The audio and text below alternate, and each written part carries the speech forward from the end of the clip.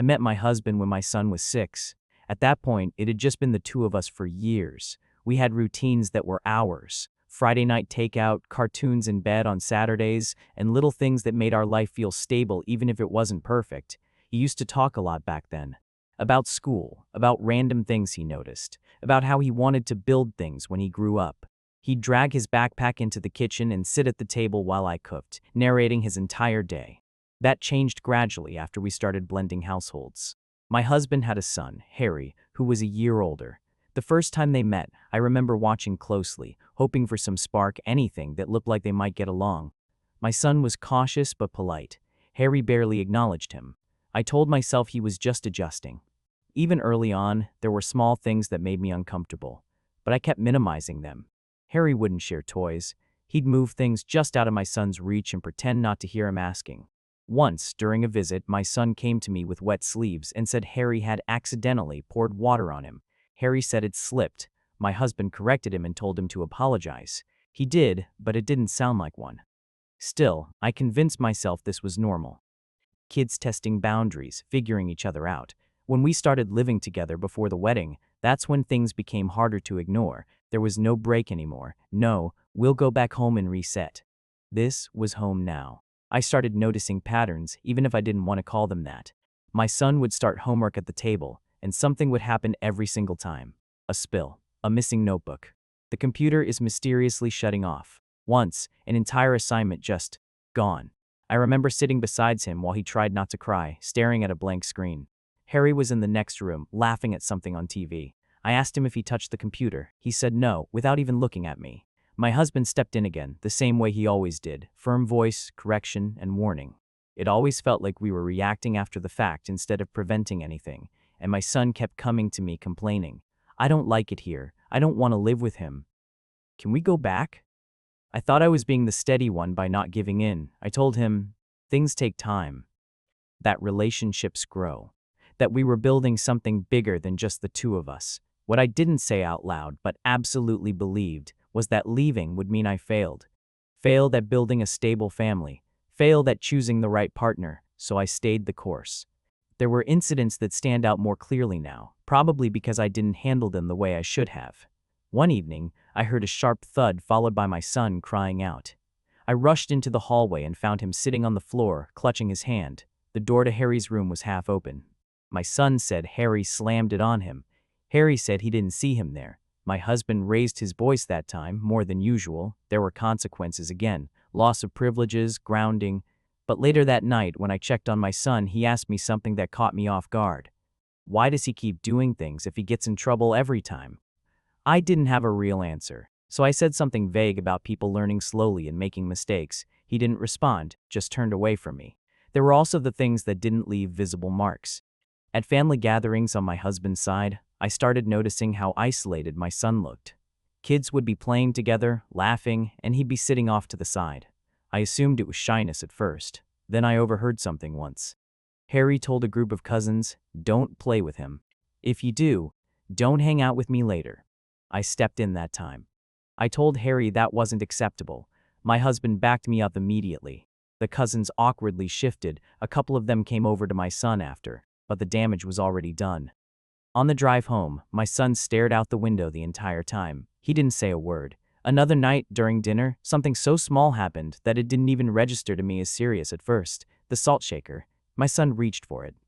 Harry grabbed it first and held on to it, ignoring him completely. My son asked again. Nothing. My husband told Harry to pass it.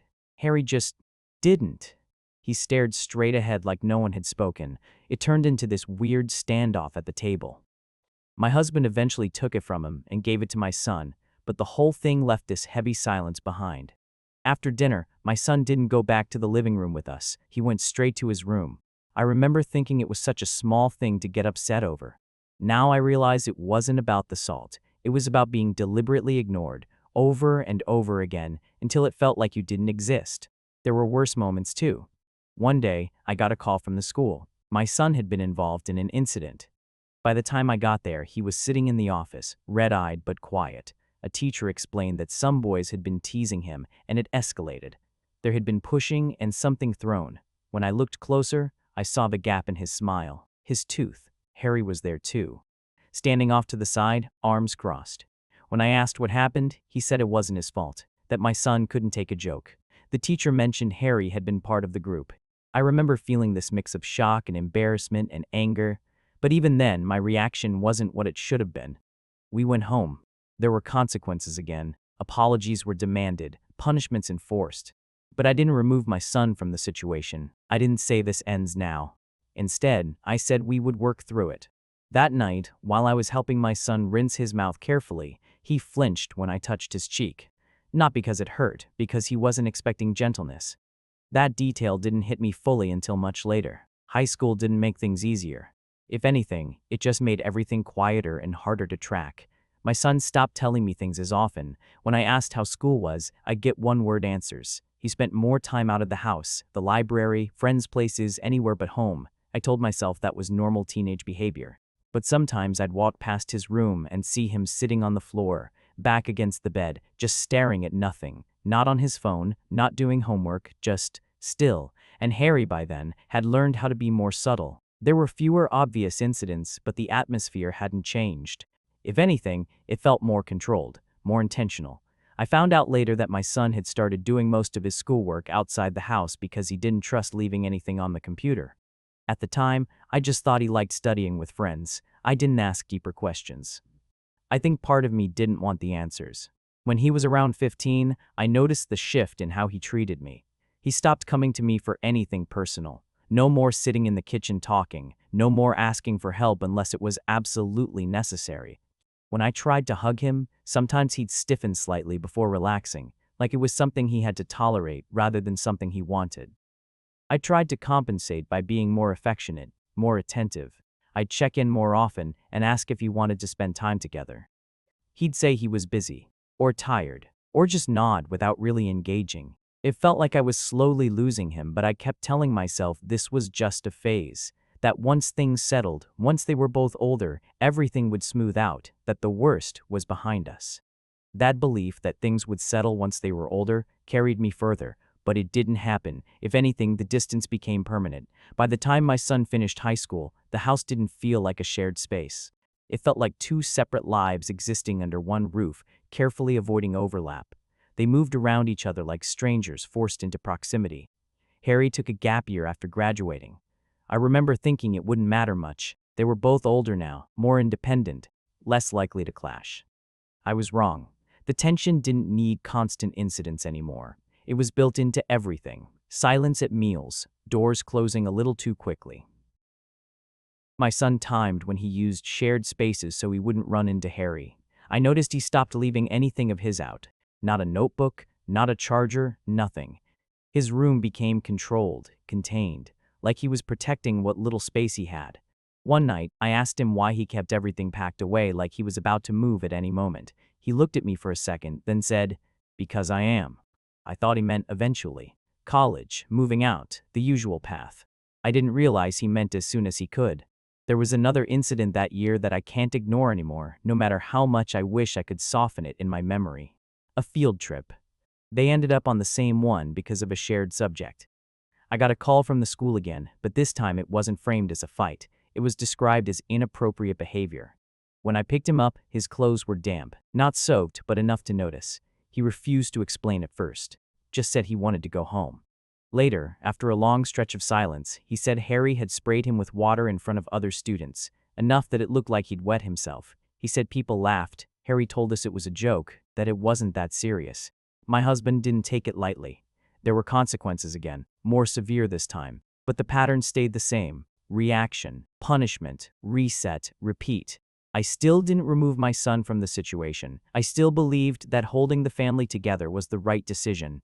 When my son left for college, it wasn't gradual. There was no emotional goodbye, no drawn-out process. He packed everything in a controlled, methodical way. Boxes labeled, clothes sorted, nothing left behind. I stood in his doorway watching him take the last bag. I told him he didn't need to rush like that his room would still be his. He said, "I'm not coming back." It didn't sound dramatic, it sounded decided. I tried to reason with him, told him Harry wasn't even there full-time anymore, that things were different now, that they were both adults. He didn't argue, he just said, "That doesn't change anything." After he left, I kept reaching out. Calls, messages, checking in. At first, he responded. Short replies, but responses. I told myself that was progress. I told myself space was what he needed, and eventually we'd find our way back to each other. But the distance didn't shrink, it expanded. He stopped coming home for holidays. At first, he had reasons: work, exams, plans with friends. Then, he stopped giving reasons at all. I asked him directly once if he was avoiding coming home. He said yes. I didn't expect that level of honesty, and I didn't know how to respond to it. I told him he was overreacting, that he was holding on to things that had already passed, that Harry had grown up, that people change. He said, "That's good for him. It doesn't change what he did to me." There wasn't any anger in his voice when he said it. That made it harder to push back against. Over time, his contact became inconsistent. Missed calls, messages left unread. Weeks went by without hearing from him unless I reached out first. I started telling people he was just busy. That college life kept him occupied. That wasn't the truth, and I knew it. The real shift happened recently. He went to visit my parents. I didn't know he'd be there until my mother mentioned it in passing. I drove over without telling him. I thought if I could just see him face to face, we could clear things up, talk properly, fix whatever had stretched too far. He didn't look surprised when I walked in, just guarded. I asked him why he'd been ignoring me, why he wouldn't come home, why everything felt so distant. He said, "Because you failed me." I tried to interrupt, but he kept going. He said I chose what I wanted over what he needed, that I kept him in a situation where he wasn't safe, and I dismissed it as normal sibling conflict. He listed things, not all of them, but enough. The broken work, the constant interference, the isolation at gatherings, the incident where he lost his tooth, the field trip. Hearing it all in one place, without interruption, without me stepping in to explain or justify, sounded different. Worse, I told him his stepfather had always tried, that we didn't ignore it, that there were consequences. He said, "You corrected him, you didn't stop him." That sentence has stayed with me. I told him things are different now, that Harry doesn't live with us full time, that they wouldn't even have to interact much. He said he didn't care. He said he would never be around Harry again, not for holidays, not for family events, not for anything. He said he blocked him everywhere and didn't want to hear about him, didn't want updates, didn't want any connection at all. I tried to tell him that cutting himself off from family over this was too extreme. He said, "I already had those holidays. I'm not missing anything." Then he said he wouldn't pretend things were okay between us either, that he was still angry at me, that he didn't trust me. I didn't know how to respond to that without defending myself, and everything I said sounded wrong even as I said it. I told him I did my best. He said, that wasn't enough. I left my parents' house feeling like I'd lost something I didn't realize was already gone. After that, my brother reached out to him, then to me. He told me my son has a right to feel the way he does about not being protected properly. But he also said my son is taking it too far by cutting himself off from the family completely. He said there are people who love him, who want to see him, and he's choosing to miss out on that. It feels like I'm being shut out with no way back in. Like every attempt I make just reinforces whatever he's already decided about me. I keep going back to those years, replaying decisions I made thinking I was doing the right thing, keeping the family together, not giving up on the relationship, believing things would improve with time. Now I'm looking at the result of those decisions, and I don't know how to fix it. I don't know if this is something that can be repaired or if I've already crossed a line that doesn't allow for that anymore. Was I wrong for handling things the way I did back then? Or is he taking this too far now by cutting me off along with everything else? Opinions. Opinion 1. You failed your son. You failed him in the most basic job you had, keeping him safe in his own home. You keep bringing up that your husband tried. Who cares? Trying doesn't mean shit if the result is the same kid getting targeted over and over again. At some point, you stop rewarding effort and start looking at outcomes. The outcome was your son getting bullied, isolated, humiliated, and physically hurt under your roof while you stood there translating it into adjustment issues. And your husband? He sucked too. Sorry, but it's true. His kid was the one causing harm, repeatedly, and instead of actually removing the threat or making real changes, he kept it in the realm of punishments and lectures. That's not protection. That's damage control after the fact. Your son didn't pull away. He learned that the one person who was supposed to choose him didn't, and now you're shocked he doesn't want a relationship. What exactly are you offering him now that you didn't back then? More explanations, more excuses. You didn't lose him recently. You lost him years ago and just refused to see it. Opinion 2. This whole thing reads like you were more afraid of being alone than you were concerned about what your kid was going through. That's the part you're not saying out loud. He told you he was miserable. He asked to leave. He showed you, repeatedly, that he wasn't safe or comfortable. And every single time, you chose the relationship, the house, the family unit over him. You wrapped it up in nice words like stabilities and resilience, but at the core, it was, I'm not giving this up, so you need to endure it. And endure it he did, until he didn't have to anymore. Also, let's not pretend Harry was just some difficult kid. He was a straight-up bully with a mean streak, and your husband raised him. That reflects on him whether you like it or not. The fact that it went on for years says a lot about both of you as parents. Now you're sitting here wondering if he's too extreme for cutting you off. No. What's extreme is expecting him to play happy families after growing up like that. He's not missing out. You're the one facing the consequences. You don't get to rewrite his childhood just because it's uncomfortable to sit with. Opinion 3. I'm gonna be a little less bloodthirsty than some people, because I do believe you loved your son and convinced yourself you were making the least bad choice. But love without backbone can still wreck a kid. This reads like two parents trying to manage Harry instead of fully accepting what kind of kid he was in that environment. He wasn't struggling quietly. He was running a long campaign of humiliation and control. Some of it was petty, some of it was nasty, some of it was straight up bullying with a captive audience. Your husband responded like a dad disciplining bad behavior. Your son needed someone to respond like a mother seeing active harm. I also think Harry probably understood the household better than either of you did. He knew he could keep crossing the line because the real priority was keeping the marriage and household intact. He may have got punished, sure, but your son was the one expected to absorb it and adapt. Kids pick up on that dynamic fast. Where you're still screwing this up is acting like reconciliation should happen because time passed. Time doesn't repair sheet by itself. Accountability does, and you still sound more confused than accountable. Continuation.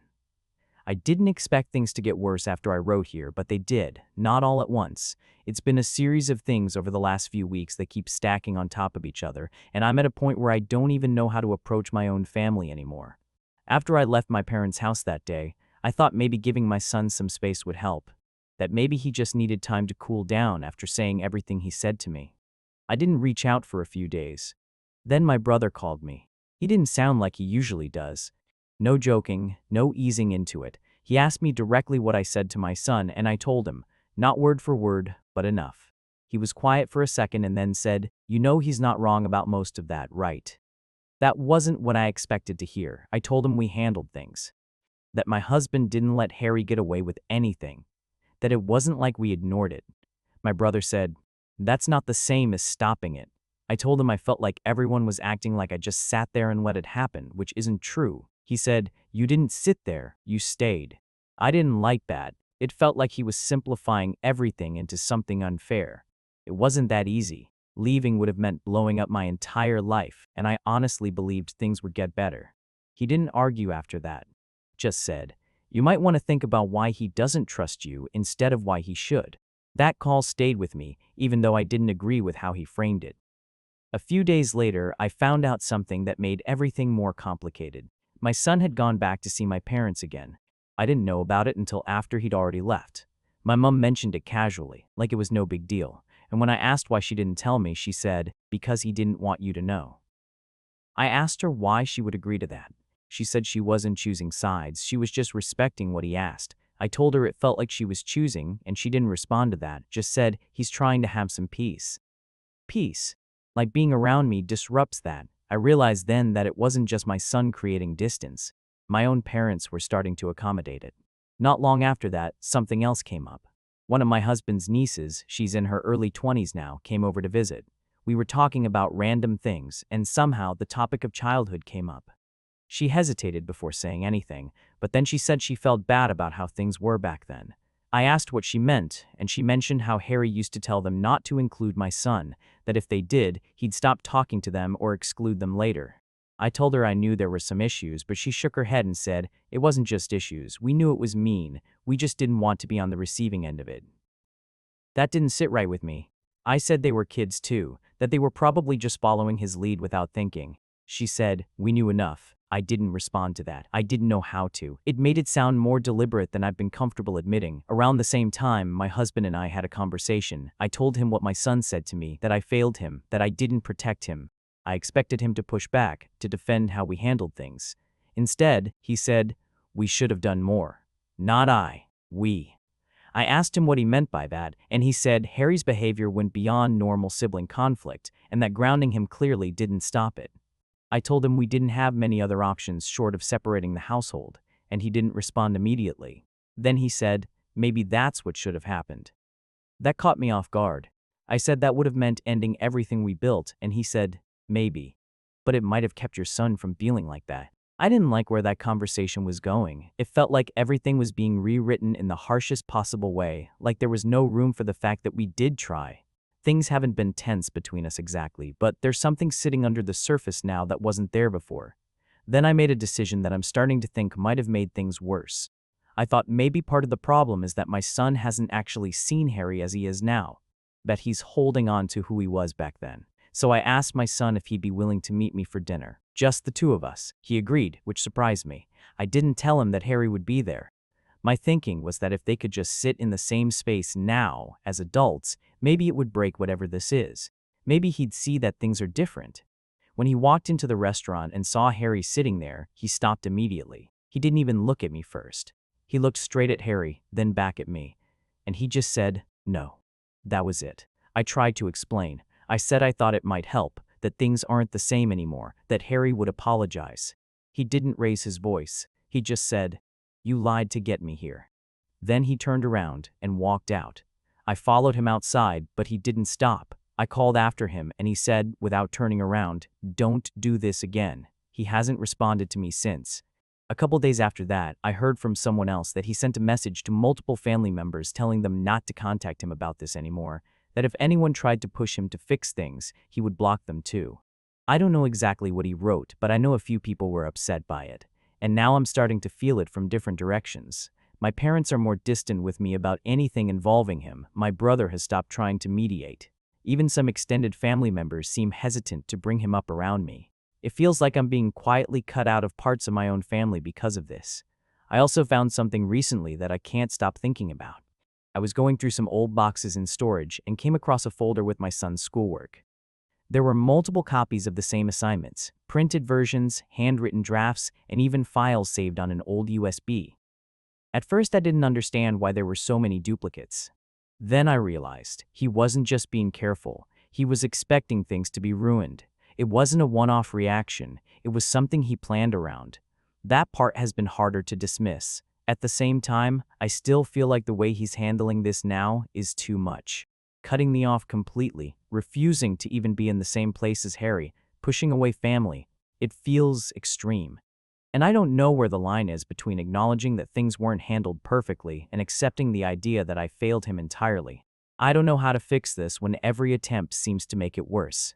At what point does his reaction become unreasonable, if it even does? Or is this entirely on me like everyone seems to be suggesting? Continuation. It's been over a year since I last saw my son in person. I didn't plan to write again, but things didn't resolve the way I kept expecting them to. If anything, they've settled into something permanent, and I'm only now starting to understand what that actually means. Not long after my last update, something happened with Harry that I can't ignore anymore. He was asked to leave a place he was living, shared housing with a couple of other people. At first, the explanation was vague. Personality conflicts, and not a good fit, are the usual kinds of wording people use when they don't want to get into details. But one of the people he lived with reached out to my husband directly. It wasn't framed as a complaint, more like a warning. They described behavior that sounded familiar, controlling small things, moving or using other people's belongings without permission, ignoring boundaries when asked directly, creating situations where people felt uncomfortable but couldn't easily point to one single big issue. It wasn't identical to what happened years ago, but it was close enough that I couldn't dismiss it. For the first time, it became difficult to separate who Harry was from who I'd been telling myself he became. I brought it up with my husband. He didn't argue with me. He didn't defend it either. He just said, "I think we underestimated it back then." That's as far as that conversation went, but it didn't need to go further. Around the same time, my parents made something clear to me that I wasn't prepared for. I asked them again if they had heard from my son. They said yes. I asked why they didn't tell me when he visits. My mother said calmly, "Because he asked us not to." I told her that I'm his mother, that I have a right to know when he's around. She said, "We're not going to go against what he asked." I asked her if she really thought that was fair to me. She didn't argue. She just said, "We understand why he feels the way he does." That was the first time she said it that directly. Not, "He's upset," and not, "He's hurt." We understand why. It changed something in how I see all of this. Not in a way I like, but in a way I can't ignore. A few weeks after that, I tried reaching out to my son again. I didn't send a long message this time. I didn't try to explain everything or justify anything. I just asked if we could talk. He didn't respond. So I tried something else. I wrote a message where I said, "I know I didn't handle everything perfectly. I can see now that some things should have been different." I told him I was willing to work on things, but I needed to know what he expected from me. No response. I waited a few days, then sent another message. That one was more direct. I asked him how long he expected me to keep paying for mistakes I made years ago. I asked him what, realistically, he wants from me now. How much time is enough? What does making it right even look like to him at this point? I told him he can't expect me to keep apologizing indefinitely while he refuses to engage at all. I also told him that at some point, holding on to the past like this stops being about what happened and starts being about choosing to stay there. That message got a response. Short. He said, "I'm not asking you for anything, that's the point." That was it. I read it multiple times because it didn't feel like an answer. But I think it was. Since then, I haven't heard from him again. I tried sending something small a couple of months later, just a simple check-in, no response. I didn't push after that. At some point, continuing to send messages that go unanswered starts to feel like I'm forcing something that isn't there anymore. I started therapy after my last post. I didn't go into it expecting to be told I was entirely wrong. I thought it would be more balanced. It hasn't been. Not in the way I expected. At first, it was what I thought it would be, talking through events, exploring perspectives, trying to understand both sides. But over time, the framing shifted. The focus moved away from what I intended or what I believed I was doing at the time, and more towards what my son experienced regardless of that. There was one session where I described everything again, including how we disciplined Harry and how we addressed incidents as they came up. The therapist asked me a question I didn't like. Who adjusted their behavior more in that environment, your son or Harry? I didn't answer right away, because I knew the answer. My son adapted, avoided, withdrew, changed how he lived in that space. Harry didn't.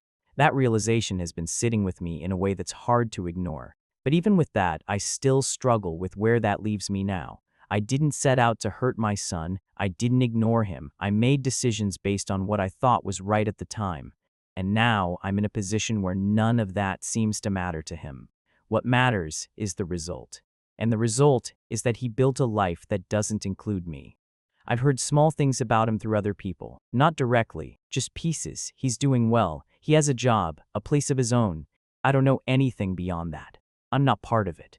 There was a moment recently where it fully sank in.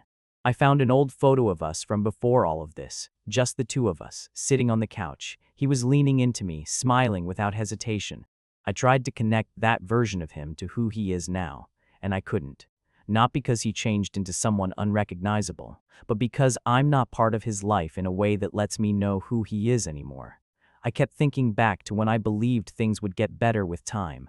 Time passed. It didn't fix anything. It just made his decision more permanent. I don't know if there's a point where this changes, or if this is just what my relationship with him is now: distant, one-sided, and mostly absent. And I don't know if I'm supposed to keep trying or accept that I've already lost him long before I realized it. Opinions? Opinion 1, you still don't get it, and that's why this is dead. Your son is not withholding some prize you can earn back if you suffer long enough. Love is not a vending machine where you put in therapy, guilt, and enough sad birthdays and eventually get a relationship back. That's such a deeply selfish way to frame this.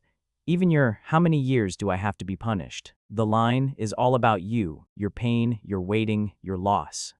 Meanwhile, his entire childhood got shaped around surviving in a house you insisted was a family. And yeah, Harry being a sheethead as an adult matters, not because it gives you closure, but because it destroys your favorite excuse that this was just kid stuff everybody should move on from.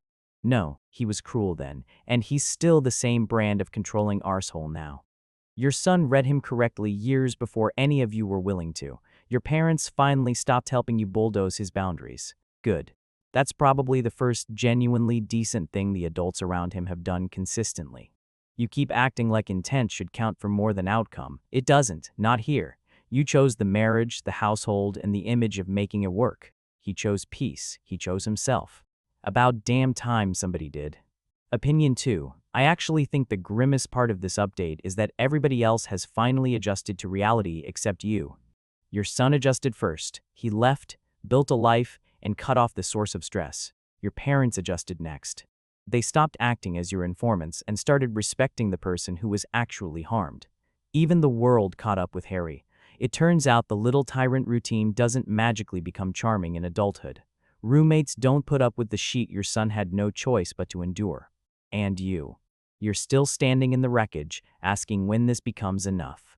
Here's the answer. It was never about a sentence you serve. This is not punishment, this is a consequence. Those are not the same thing. Punishment ends when somebody decides you've heard enough. Consequence ends when reality ends. Sometimes that means never. Also, lose the "he can't live in the past forever" garbage. He's not living in the past. He's living in a present he built specifically so you, your husband, and Harry have less access to him. That's not obsession. That's a successful boundary. No remorse for you here. You had years to choose your kid. You kept choosing the setup. Now the setup is what you've got left.